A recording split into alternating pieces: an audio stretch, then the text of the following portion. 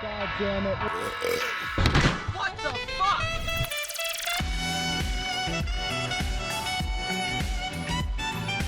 Oh! Holy shit!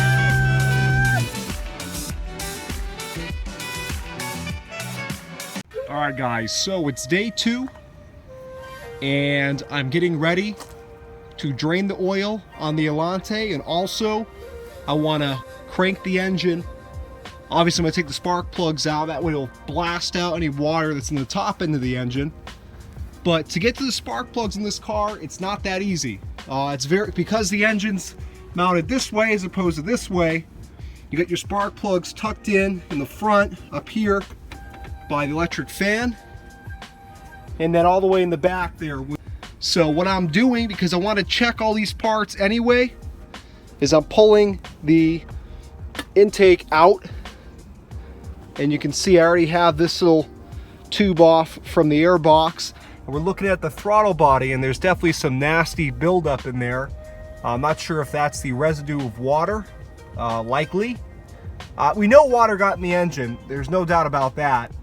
What I'm afraid of is that, again, this thing was running, because you can see this is nice and tight. So for water to get through there, perhaps the throttle body was open, but we don't know.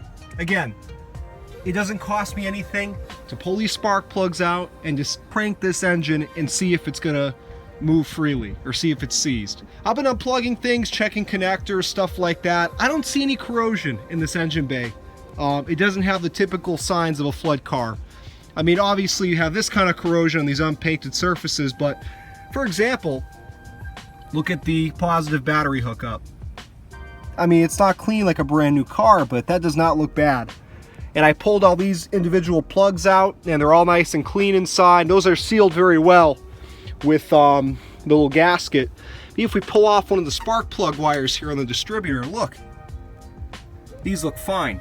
So I'm thinking I may have lucked out. Look at no corrosion in there at all on the wires. Now we don't know if there's any water inside the distributor itself. Again, one thing at a time here. I'm first gonna drain the oil out of the oil pan, that milky oil. And obviously I'm gonna put some other oil in here. I'm gonna do 2 flushes in this car before I start it. I'm gonna drain this oil, just put in some, you know, whatever I get laying around the house. Maybe I'll throw a quart of ATF in there as well, in case there's any mud that built up. And then we'll flush that out as well before we ever actually start this car, to be sure we got as much water or anything that ended up in this engine out as possible. I'm trying to be as optimistic as I can that this engine will be all right. If it's not the end of the world. Again, I have access to part Cadillac Allante cars, and I could get everything I need, including the electronics. That's the other thing. It's likely, even if this engine's okay, that the car's computers and things are shot. Not 100% sure on that. I might have done okay, because this was a freshwater flood, and it seems that it wasn't in water too long because of how decent the interior is. But we don't know for sure. All right, so here is the intake off. And you can see moisture inside of here, and water dripped out when I took it off. And I'm guessing this is probably mold. So there's definitely water. Again, we know that already. It's in the oil. But you can see all the evidence from where it started. You can see I removed it from the gasket here. The water is building up around the gasket. Not around the gasket, but in here. So, is this a beautiful design? I thought this was so neat. But now it gives me nice, easy access to the rear plugs. So, you can admit, this engine's pretty clean. It's a shame what happened to it. You can see more water dripping right there. I drained the oil. I'm going to pull the bucket out in a minute and we'll analyze what we see. You can see that's nice and milky. I'll try to get that into focus. We'll see if there's any shards of anything in there. Doesn't look like it so far, but I haven't even looked at that bucket because I left the car as low as I could to pull the drain plug so that as much would flow out as possible. And after I get that bucket out, I'm going to pull the jack out, let it go perfectly flat so we know we got as much water out as possible. Now I'm going to do this twice to be absolutely sure we got as much crud out of this engine as we can. I'll refill it again with oil and a quart of ATF. Not going to run the car, let it sit in there overnight. and I'll drain it again. All right, I'm out here with the flashlight now. I had to take another little break, but I got the oil filter off. That's all from me banging it in with a screwdriver to get it out. Look at how milky that oil is. Nasty. And look over here. There's a lot of water in that engine. This is like a 7 or 8 quart bucket, and it filled right up to the top. And I don't think these cars take more than 6 quarts or 6.5. So pretty nasty shit, but exactly what I expected to see. So I'm gonna throw, I have this this is the battery that was in the car. It's dead. I haven't tried to put any jump leads on it or anything. This is a battery I had in the Roadmaster, and it's kind of dead. It wasn't enough to crank it over, but it was still giving me interior lights. I'm gonna see if it's got enough juice. Throw it in the car and at least see if any electronics are working. Obviously, I'm not gonna, you know, crank the car over, but I just want to see what happens if I put some power in this thing. So I'm gonna go ahead and throw that in now, and pray I don't get electrocuted or anything. I mean, everything looks dry. It's had days to dry out, this car, so I don't think, I even pulled some fuses out just to look, and they were all dry, not even corroded. So again, we'll see what happens. You can hear some motors making noise already. I think it might be the pull down motor for the top or something. Let's go see if we can figure out what that is. The trunk? Yep. Wow! The pull down motor still works for the trunk.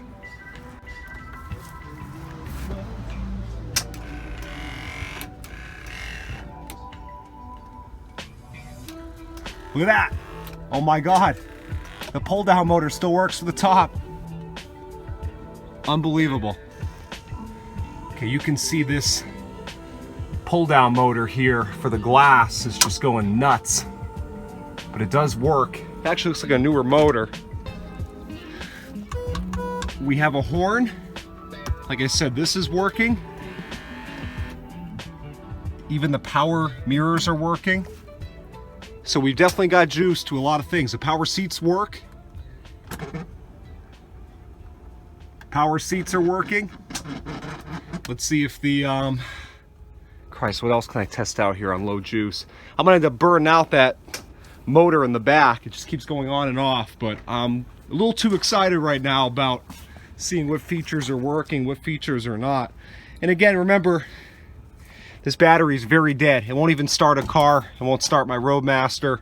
So it's got just enough juice for the minor effects. I'll get a better battery later and throw it in here and we'll test things again, but this is just kind of a preliminary test. You see it's got barely enough juice to, it keeps cutting that motor out. But this seat's trying to move. Okay, I think it just doesn't have enough power. So what I've done, I've been doing quite a bit of work off camera, just when I have time, and half the time I was doing it at night, so there wasn't much light, so I didn't bother recording it. But plus there really isn't much to see. It's a nightmare to get to the spark plugs and the wires in this car, and the wires were very hard to pull out because you can't get much leverage reaching into here. So I bought one of those pulling tools. You can see right here, which really only worked in the front and the back. I did get creative and used like pliers and even a screwdriver to push them out. And yeah, there is a risk of damaging the wires, but you know, honestly, I'll just replace the effing wires. And I ended up ripping one anyway, so I'm gonna have to get new wires for it. Come look at the spark plugs, they're nasty. Definitely need new plugs, but again, we'll once I know the engine's good, then I don't mind buying new plugs, new whatever this thing needs. Now we just put a strong battery in here for the first time. The last time I tested power in this car, I put in a weak battery, had sitting around. We just put this battery in and you can hear the motor like last time, but we have door lights this time. And when I first put the battery on, all the radios were lighting up. You have the climate control, the tower it's called. All the information center stuff was lighting up. So what we're gonna do right now, because the spark plugs are out, we're gonna crank this engine over, hopefully get the water out of it, and also see what else is working, because now it's safe to mess around with the key, because you know we can't build any spark with no plugs in there, so won't be any compression with no plugs in there, so I'm not going to start this engine by accident. But you remember, I already changed the oil once. That's the ATF in there, kind of help clean it up. And I'll change it again, you know, if I'm confident this engine's not seized and I'm going to actually run it, you know, after I do this, I'll change the oil one more time just to be safe. Good morning. Electric fans work. Christ, I hope there's nothing touching those. Oh, look it, I got gauges. Shit, it says full tank. I did not want to see that. Traction disabled, change engine oil. I know people are going to say, oh, you shouldn't have turned the key for the fuel pump. What am I going to do? I'm not going to drop the tank and all that just to find out the engine's junk. Anti-lock is okay. I can't believe these still work.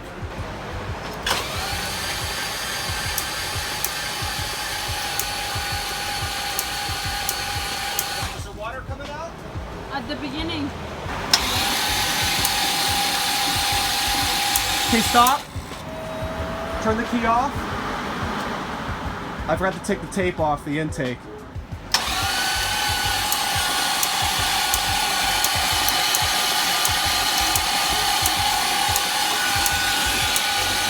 Stop. Yeah, it's good. Shut off the key, but leave it in. The engine's good. It still turns freely. Everything still turns. The fucking starter works. The sparks, just the distributor's still sparking. That was I told you it was going to spark because I have wire 6 off. I think this car's fine. Pick that up. Look at the cigarette lighter still works. And that was all the way underwater. See the little light, the little red light? I cannot believe how much shit still works. The gauges still fucking work. All right, stop. I cannot believe it. Let's see if the lights work. What? You have got to be kidding me. Everything works. Oh my, yeah. Huh? Yeah. Everything works. This is insane. These plugs are gapped at 0.60 inches. There we go. And then what I have to do is, this is one of the worst designs when it comes to changing spark plugs in this engine. Now, some guys will undo the motor mounts and lift the engine up a little bit, but I don't know. I didn't think I would need to do that, and now I'm kind of wishing I did. All I have left is 2 plugs to put in, I think, unless I lost count. I have to feel in the back of the engine here. Okay, here's this one. So I put one finger in there. That's gonna sound a little perverted. All right, so the engine is back together. Now, obviously I never took it apart, but I had the intake off, I had the air box off, the throttle body set to the side, spark plugs out, wires out, and a bunch of vacuum lines and things disconnected. So everything's back together, which just takes some time in a vehicle like this, where there's so many different vacuum lines and so many different things to plug back in, etc., etc. So what I'm going to do now is going to jack the car up, drain the oil one more time. Remember, I put fresh oil in this 2 days ago. I want to make sure that nothing suspicious comes out of that oil pan. If I see even the slightest bit of something, I mean, I expect a little bit of water, but if I see anything that resembles mud, I'm going to just wait and drop the pan, just to be safe. Alright guys, so I've had the oil draining for a minute or two now, and the first thing I noticed was as soon as the oil started coming out, it was still a little bit milky. And the pink you're seeing is because I put a couple quarts of ATF in there just to really eat away any mud that might have been in there. But I'm a little nervous now. I think there may still be some mud in that oil pan, and because of that I may just play it safe, and before I start this engine, drop the oil pan and double check and clean it if need be. Same goes for the transmission pan. The fluid's a little on the high side and it doesn't have a watery appearance to it, but it's still making me a little uneasy that maybe some water got into the transmission as well. Definitely not enough because the color is still on the pink. It's still pink. It's not pink as in brand new transmission fluid, but it still has a red pink color to it. So I can't imagine much got in there, but again, if I'm going to drop the oil pan and double check, I'm going to drop the transmission pan, and the fluid doesn't look too good anyway. Again, it looks like it's due for a change.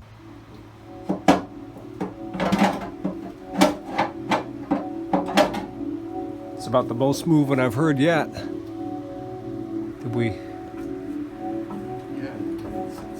it's got so much space and it looks like it can come out. It's just being forced out.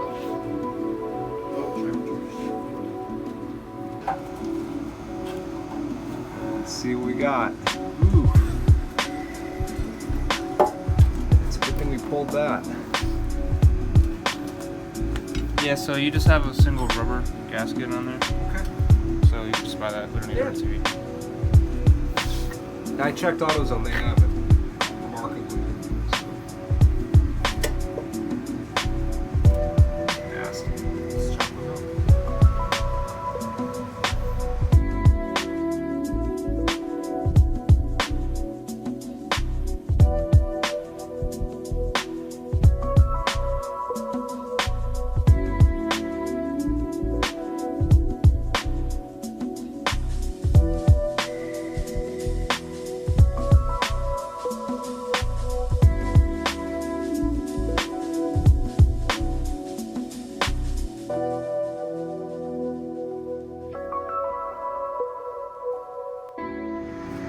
All right, so the Titanic, the Allante, has fresh oil. We dropped the pan, cleaned it, the oil pickup tube, new Felpro gasket. It's all put back together, topped off with fresh oil and a fresh filter.